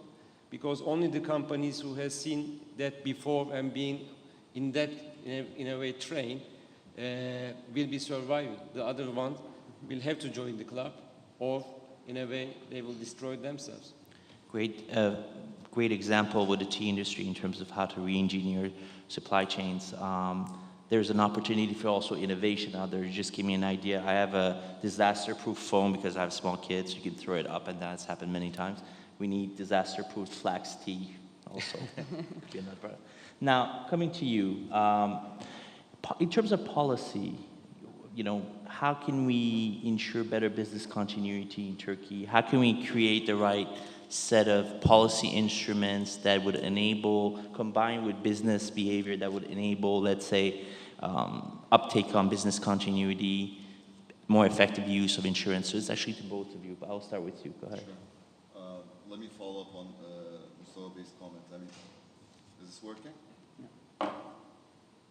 Okay, I'm sorry. I'll follow on Mustafa Bey's example. I mean, dwelling on the medium to long term and getting that into the daily conversation of the private sector is absolutely key. I mean, that has to do with awareness, of course. It's very human to leave things to the last minute. I mean, it starts from a young age and it even continues to, second, third generation companies. I see it every day. They think short term. They think that profitability comes about with a short-term perspective, and unfortunately, with such a perspective, they can't survive. It's only with a perspective such as Unilever, for instance, that they can be sustainable businesses. I realize it's not easy. I realize there's some initial costs, some running costs, but ultimately, I think people have to understand that medium to long-term sustainability requires this perspective of preparedness, having a preemptive approach, and so forth. How do we do that? How do we have that? And how do we have that reflect on policy, right? I mean, that's the core question that you asked me, right? One, I think, going back to my earlier comment, and I think I really like the movie, by the way, and Güler, you're good on screen. The holistic approach, I think, has to be there. And what is the holistic approach? I think, again, that's something that a lot of the people are missing. We live in the 21st century. The number of actors, the number of issues, it's numerous. And I think we get lost in that. I think, it's very scattered. The actors are, they are starting initiatives. This is at the private level, at the public level, at the NGO level. There are a lot of initiatives that are unaware of each other. So I think, first of all, there needs to be a good coordination between these actors. Because in the 21st century, among all these actors, I think there's a serious loss in translation. So this is key, I think. I realize it's a new, brave new world with many actors, and it's difficult to get these actors acting in concert. But where that's as much as that's a challenge, I think there's the opportunity there as well. So the holistic approach, having the public sector, the private sector, the NGO sector, the third sector, even the media now. It's so scattered. You have the mainstream media, you have the social media. Even within the actors of the media, you need to have a more concerted approach. And if you have all of these actors focused to drive a certain policy, then you can have success. But if everyone tries to go their own way, trying to have their own small efforts, trying to bring about change, then, I mean, it's a loss of energy. It's just simply not efficient, you see. So, I mean, that would be my kind of macro answer. It's a big question, but I think Sure. this is the way I can approach it. And there needs to be alignment of incentive. Now, to you before we open to the audience. Go ahead. Okay, thank you. When it comes to insurance sector, insurance policy, when we look at the penetration, actually, it is not too high. It is hard to explain, but even it is too low when it comes to compulsory earthquake insurance policies. We say compulsory, but the penetration ratio is not more than 40%, which you know that our 90% of the land is exposed to seismic activities. And insurance policies are not always solutions, yes, especially when it comes to loss of profit, business interruption.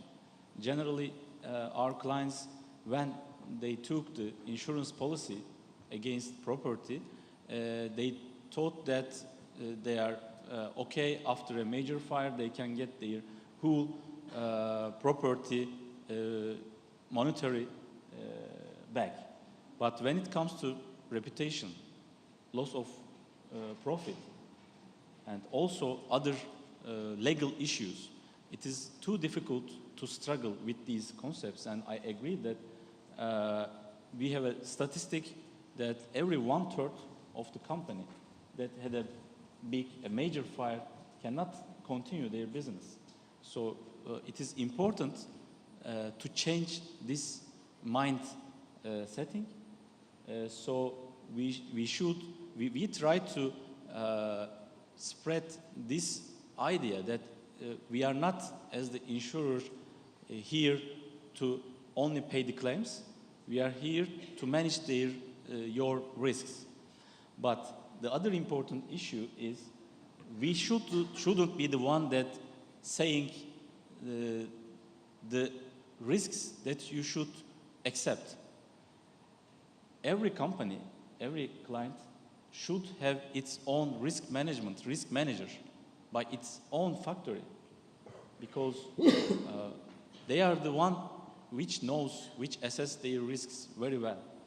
They know their risks, and they should define and determine what risks they can go with and what risks they can reduce and what they can transfer to the insurance sector. I have one. Go ahead. Actually, regarding the policy point, I definitely agree with Arda about coordination, and I believe there should be platforms to implement this coordination, actually. And the policies should be developed together with all parties. Like governments today are developing the policies, but there should be more participatory processes where private sector, civil society, like all different parts come together, not once, but regularly, and develop those policies. I believe then it will be more responsive to the needs of private sector, of society, and more efficient at the end. Absolutely. The feedback loop from micro level, from business models, firm level, and individuals is important. I'm opening up for the audience for questions. Ben?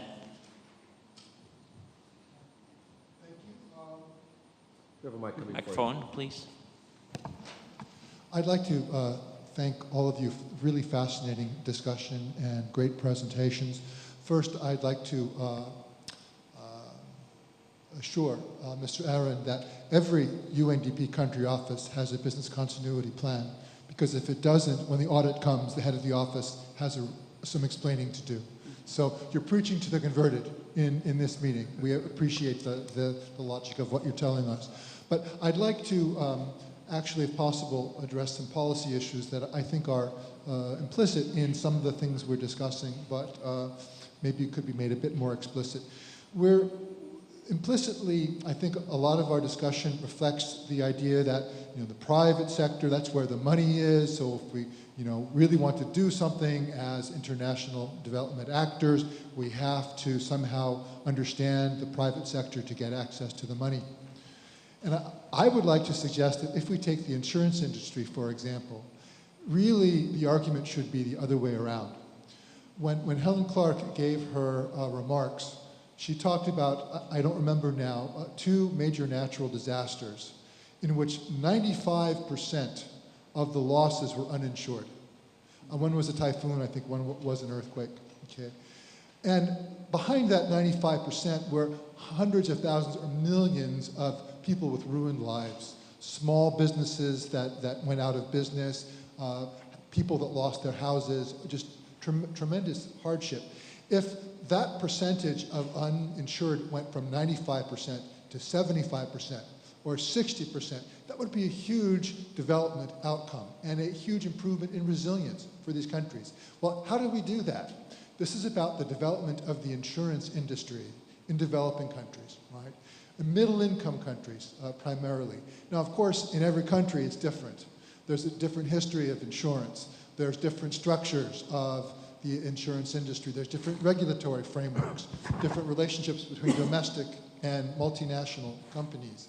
But in this region, there are so many middle-income countries with insurance structures that haven't fully made the transition to taking full advantage of the opportunities for engaging the, for lack of a better term, transnational global expertise and capital and know-how to manage this. And Allianz, it strikes me as an example. That's a multinational insurance company that's gotten into Turkey. And I don't know the history, but I think it's made a difference in resilience for businesses, communities, et cetera. So I'm talking about insurance, but I'm not only addressing this question to you, Mr. Eren, although I'd like to hear what you have to say, but others as well. What are the lessons for how policymakers can accelerate the development of their domestic insurance industries to improve the resilience of their business communities and their societies to better deal with natural disasters? I'd love to hear what this panel has to say about that. Thank you very much. Thank you. Maybe I can start this point.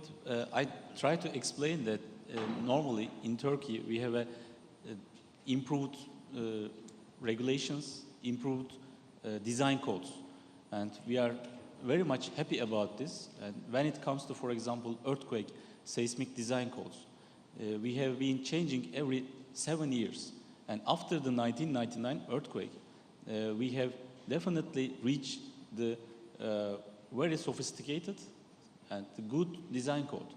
But then the problem comes if all buildings are in accordance with these codes or not.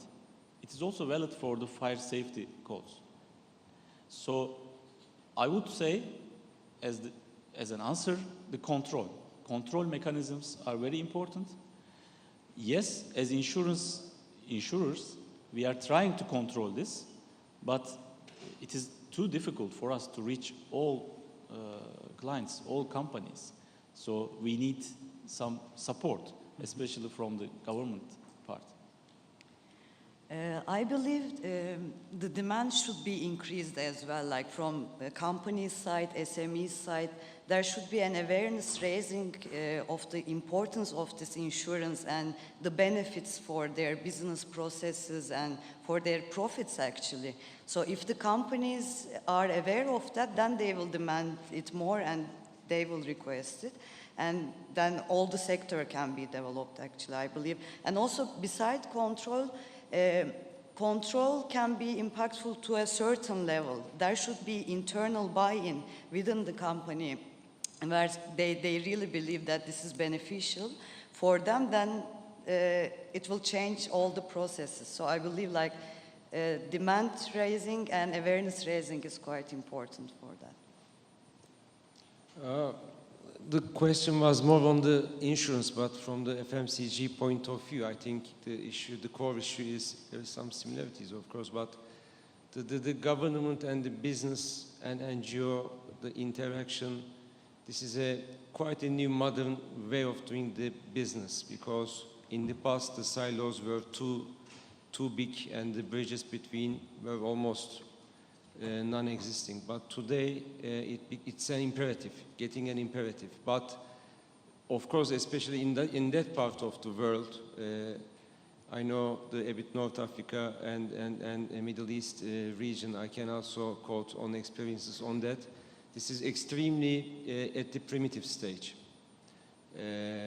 So how we can accelerate that one, how we can increase the bridges is a constant challenge, should be constant challenge of every, in a way, as a representing the business, every business pieces, whatever the industry is. And the more these bridges are getting many in number, regardless of the industry, I think the acceleration will be definitely faster. One of the reasons today the impacts are not at the required level that we want, or the speed is slower than we desire, is in fact the lack of these bridges. So my key message will be, we should really make an extra effort, or it should be, rather than not effort, it should be in the DNA of the daily life, I would say. Other questions? Sahba, I think we have time for one more question. I'll ask for two more. Okay. All right. Since you're the last group, yes, you can write that. Thank you very much. Actually, Ben asked the question I was going to ask, but I will ask it slightly differently. I made comments earlier today about the global earthquake model and the work that we're doing, working with both public and private sectors. We have many insurance companies that support the work that we do. One of them is not Allianz, unfortunately, but maybe we can work towards that. But I think that this issue of insurance penetration is quite complicated. You have places such as California where the residential penetration is probably only 8 or 9%.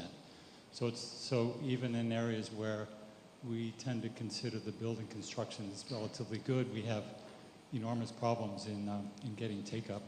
But I wonder if you could, if you have ideas about how the science, the technology, the sort of risk assessment community that supports what you do could assist you in making the case for more public-private cooperation, and how perhaps the insurance industry could come together more with the public sector in this holistic approach to disaster risk reduction. Thank you.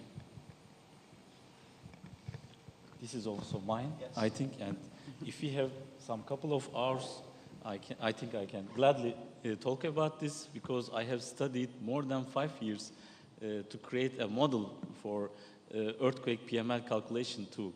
So my majority is earthquake engineering. So I am also a lecturer and giving these kind of lectures to young students. And when it comes to insurance concept, yes, you are right. We are trying to assess the risks before we take, especially when it comes to earthquake. And now we are trying to use very sophisticated models, and we have created our own models. And when it comes to earthquake risk, yes, models are very good, but to me, this is an individual risk. So you cannot apply models for an individual risk assessment. Yes, we are also using them in terms of regional earthquake risk assessments, and when we compare the results, it is not bad, it's good. But when it comes to individual earthquake assessment, there are too many differences. Because a very short explanation, for example, for earthquake risk, it is hidden in the details of the structure itself. So we have tried to develop our own model, and we have started to do very sophisticated models like a pushover model, pushover analysis to our clients to show that after a major earthquake, what will happen to their structure. But when it comes to collateral damages, like earthquake damage, when we call earthquake damage, it is not easy to say that it is only structural damage. We have a lot of damage, like to contents, fire following earthquake, even sprinkler leakage. So we try to also involve these kind of damage to our in-house model. Thank you. Excellent. Final question? Anyone? Yes.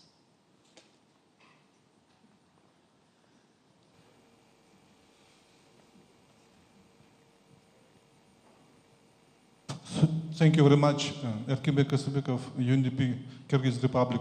Very interesting session. And I agree very much with Mr. Batu that private sector is profit-driven, and it should be like that because private sector brings and maintains prosperity in each society. However, when we talk about development projects, or especially humanitarian ones, usually we talk about spending, not about making money.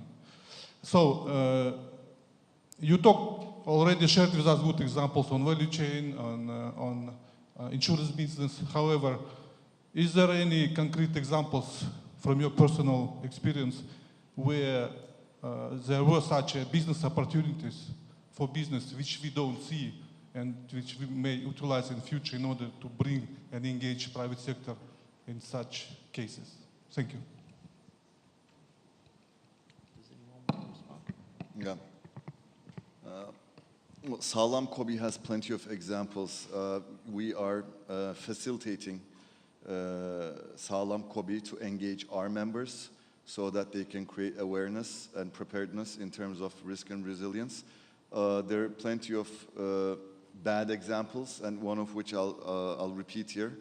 There was a SME that was oriented towards, their core job was to design jewelry. And very simply, but very sadly, they did not back up their digital designs.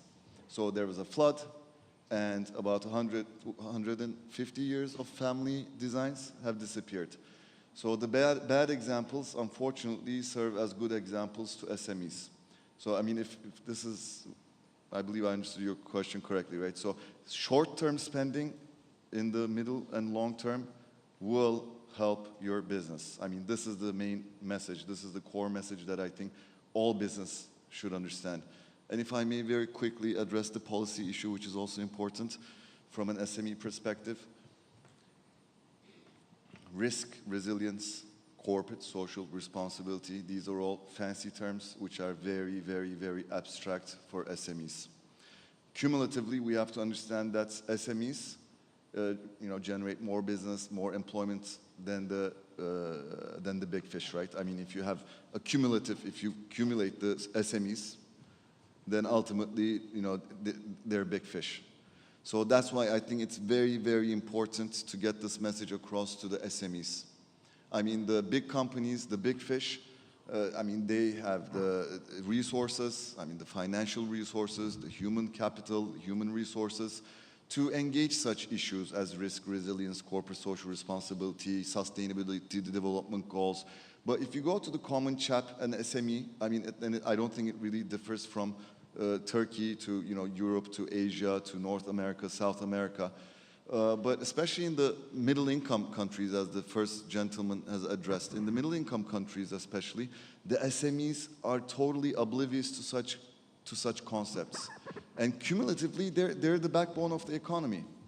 So it's key to develop policies to create awareness for SMEs. I mean, I like this term, think small first. So let's think small first. Let's think about the SMEs a little bit more, and to have some policy from the government side especially, and bringing together the public sector, the private sector, to engage the SMEs and to create policy, to create awareness for these SMEs. I mean, the small example about the jewelry guy, there are unfortunately tens of thousands of stories like this in Turkey, with the earthquake, with the floods, you name it, with all sorts of natural disasters. And the history of these family businesses, they're gone. They're gone. And I mean, with such simple methods, you can hinder these catastrophes. And, to answer your question, short-term spending can ultimately bring about sustainability or, long-term sustainability. Thank you. Thank you. So I think we can wrap up, and I would be interested in final thoughts. Güler, any final thoughts from you? Actually, also to elaborate Arda Bey's point, I believe really SMEs are key for resilient societies. Like when we started Sağlam Kobi project, our main reason was that in Turkey, more than 99% of the economy is going through SMEs. So like if you make SMEs resilient, then it means you make all the economy more resilient for disasters. And the other point is like this resilience is quite simple. Like as this example, if they know how they can get prepared, it's not big plans actually. Like it's quite simple for SMEs just to raise awareness and give some, share some examples with them, make huge differences in their business continuity processes. So simple actions make big impact when you work with SMEs on disaster resilience, I believe. Great. How about yourself? Thank you. Actually, I would like to add that real examples are very important when it comes to risk awareness, and we are trying to use these real damage statistics as one of the important feeding source of our risk assessments. And every year, for example, more than 100 million euros major fire losses happened in Turkey. But I am sad that nobody says who are the responsibles, what are the causes, and what should we do not to encounter with similar damage. So it is important to take these examples without waiting the next disaster. So we have certain information with us, and we should use them in a much more detailed way. Thank you. Yourself. First of all, very resilient audience to really stay with us until 7 o'clock probably, so that's something to mention. I will not repeat the same things, but I very much agree what has been said, and I want to thank you on that note for this beautiful conversation. Great, and this is just the beginning. I mean, through the Connecting Business Initiative, we are looking at bringing global examples and local examples to highlight the importance of business engagement, and also create these coordination platforms. So thank you everyone for your time. Yes. Sahba, thank you. Arda, Mustafa, Güler, Ceyhun, thank you very much for your participation. Some really great stuff, so appreciate it. All right, I know that was a lot to digest, a lot of great stuff, but thank goodness we have Mr. Bensley to make sense of it all. Can we get you up here? He's going to summarize day one for us, I believe, and look forward to what we can expect on day two.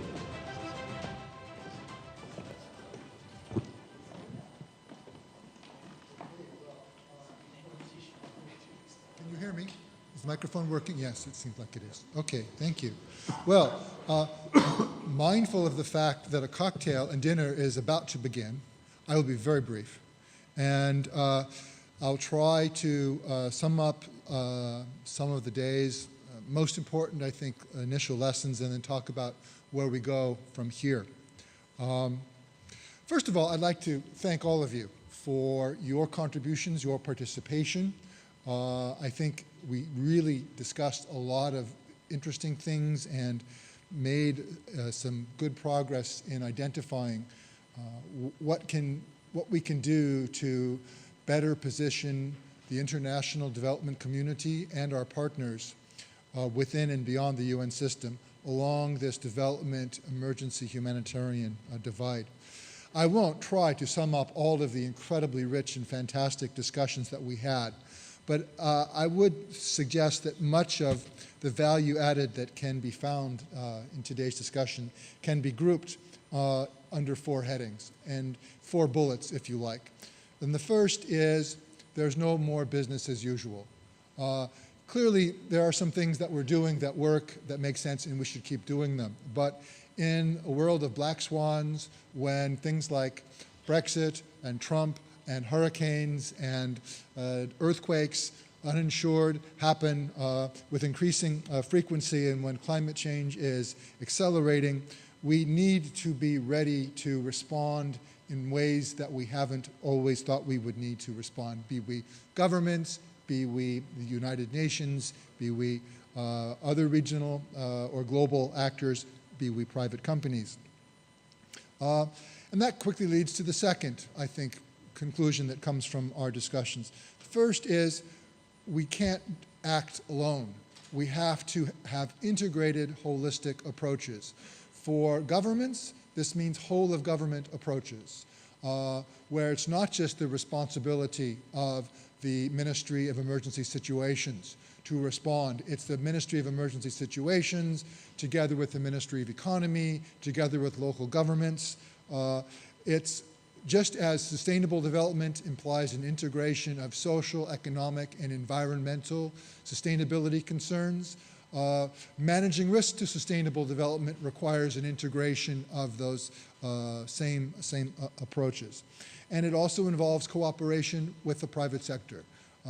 We need to think not only in terms of what the private sector can do, but how can public policy make it easier for big insurance companies to invest in resilience for small businesses. That is a policy concern. It's a development concern, including for development organizations like UNDP. I think a third issue that came out very clearly is social protection is critically important, but it's facing growing challenges in so many countries. And the social protection floor can be a very valuable approach and platform for getting at these challenges, whether it's the growing numbers of people who are not covered by social protection or the growing problems on financing social protection. We need to find better solutions if we want social protection as a first line of defense for household resilience against these threats and risks to development. And then fourth is, if we want to talk about dealing with conflict better and risks to human security that are linked to conflict, it's really about governance as a key to answering those questions. And really, it's not just about governance in general, it's really about rights. If we don't have rights in our policies for our citizens, we won't have justice. And if people feel that they are victims of injustice, there won't be peace. They won't stay in their communities, they'll leave and go someplace else, and then problems of lack of rights and injustice in one country become problems of intolerance and insecurity for people all over the world. This is why the migration agenda, why the refugee agenda is ultimately about equality before the law as well as equality of opportunities. So if I were to loosely and with great abbreviation try to tie together what we learned today, or at least what I learned, these would be the 4 points that I would suggest as a chapeau that can cover this. Now that's what we did today. Let me talk a little bit about tomorrow. Tomorrow is the day when we go from the big picture to more thematic focus on what are we going to do about this. And we will do this primarily through two platforms, or two moments. The first is we will have essentially the open mic. We will have the Partners Forum, where other partners who have been participating from the floor in today's program will have the chance to come up here and talk about what their organizations are doing. Very briefly, because we have a lot of potential partners, but it's a chance to really bring the dialogue logic in a stronger way into the program. Now, we already have 8 different partners from 8 different organizations signed up to participate in the Partners Forum. We don't have much room, but if you are not represented and you're not UNDP, if you're not yet represented on the Partners Forum and you want to talk very briefly, 5 to 8 minutes, about what your organization is doing to manage risks and build resilience and believe you have lessons to share, let me know. And we will do our best to accommodate you, but keep in mind that it's a very packed program. But that's, if we're serious about dialogue, we want to give you a chance to talk about what you're doing and learn from your experience. So that's the first way. The second way that we'll talk very practically about what we can do to address these problems is during what we call the corners, the risk and resilience corners, or if you like, the breakout sessions, which will occur tomorrow as well. And we'll essentially have 3 of these. We'll have a corner on socio-economic risk and resilience. We'll have a corner on disaster and climate risk management and resilience. And we'll have a corner on conflict and governance risk management and resilience. Now, all of you have received an email asking you to sign up for one of these 3 corners. When you registered for the dialogues, you got an email, I believe it was sent out yesterday, asking you to sign up. Many of you have already signed up, and that's great. Thank you very much. But I don't believe everyone has yet signed up. And here I'd like to ask my colleague Aslı Hekimoğlu, who many of you have interacted with, who is a person that's keeping this whole thing together. And we're very grateful, along with some other colleagues, for this. But Aslı, could you tell us roughly how many people have signed up and how many people still need to sign up for the corners tomorrow? 57. So we have, only. And we just sent a reminder email. You should have received it in your mailboxes as, let me check, from, sorry, UNDP in Europe and CIS. And the subject is reminder, IDD 2017, please choose your breakout session. So please check your email and maybe the spam boxes. Yes, I know from personal experience that many important emails from UNDP end up in my spam. I'm not quite sure why. So maybe that's happened to you as well. But just one additional bit of information about this. In the email, you're asked to designate your first, second, and third choices for which corner you'd like to be in.